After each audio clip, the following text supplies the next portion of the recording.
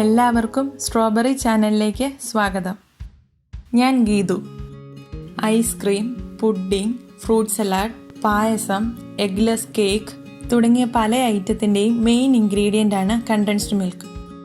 Milk മെയ്ഡിൻ്റെയൊക്കെ ഒരു ചെറിയ ടിൻ കണ്ടൻസ്ഡ് മിൽക്കിന് 100 രൂപ വരെ മാർക്കറ്റിൽ വിലയുണ്ട്. 1/2 ലിറ്റർ പാലും 12 ടേബിൾ സ്പൂൺ പഞ്ചസാരയും ഉണ്ടെങ്കിൽ ഇത് വീട്ടിൽ തന്നെ തയ്യാറാക്കാവുന്നതേ ഉള്ളൂ. ഇനി കണ്ടൻസ്ഡ് മിൽക്ക് ആരും കടകളിൽ പോയി വാങ്ങേണ്ട കാര്യമില്ല. അത് വീട്ടിൽ എങ്ങനെ ഉണ്ടാക്കാമെന്ന് നോക്കാം. ഇതിനായി 2 കപ്പ് പാല് അഥവാ 1/2 ലിറ്റർ പാല് ഒരു സോസ് പാനിലേക്ക് എടുക്കുന്നു. നെയ്യൊട്ടും മാറ്റാത്ത ഫുൾ ഫാറ്റ് മിൽക്കാണ് നല്ലത്. റെഡ്യൂസ്ഡ് ഫാറ്റ് മിൽക്ക് വേണമെങ്കിൽ യൂസ് ചെയ്യാം, പക്ഷെ തയ്യാറാക്കുന്ന സമയം കുറച്ചുകൂടി കൂടും. പാല് തിളയ്ക്കുന്നിടം വരെ ഹൈ ഫ്ലെയിമിലിട്ടത് ഇളക്കി കൊടുക്കാം.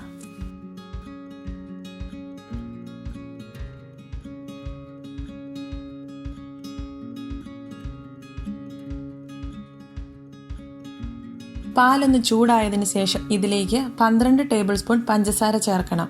പാല് തിളയ്ക്കുന്നതുവരെ ഹൈ ഫ്ലെയിമിലിട്ട് ഇളക്കി കൊടുക്കാം. പാല് നന്നായി തിളച്ചു തുടങ്ങിയാൽ നമുക്ക് ഫ്ലെയിം കുറയ്ക്കാം. ചുവടുകെട്ടിയുള്ളതും അടിയിൽ പിടിക്കുകയില്ലാത്തതുമായ സോസ് പാനാണ് നിങ്ങൾ ഉപയോഗിക്കുന്നതെങ്കിൽ ഇനി ഇളക്കി കൊടുക്കേണ്ടതില്ല. ലോ ഫ്ലെയിമിലിട്ട് 1/2 മണിക്കൂർ ഇങ്ങനെ അങ്ങ് വെച്ചാൽ കണ്ടൻസ്ഡ് മിൽക്ക് റെഡിയായി കിട്ടും.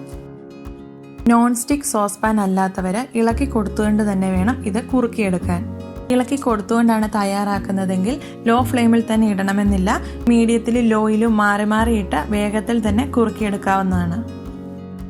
ഈ എടുത്തിരിക്കുന്ന 2 കപ്പ് പാല് കുറുകി 1 കപ്പ് അളവിലാവുന്നതാണ് കണ്ടൻസ്ഡ് മിൽക്കിന്റെ പാകം. ഒരു 20 മിനിറ്റ് കഴിയുമ്പോഴത്തേക്കും പാല് ചെറുതായി ഒന്ന് കുറുകി തുടങ്ങും. ഈ സമയത്ത് നിങ്ങൾക്ക് വേഗം കുറുക്കിയെടുക്കണമെന്നുണ്ടെങ്കിൽ 2 ടേബിൾ സ്പൂൺ പഞ്ചസാര കൂടി ചേർക്കാവുന്നതാണ്.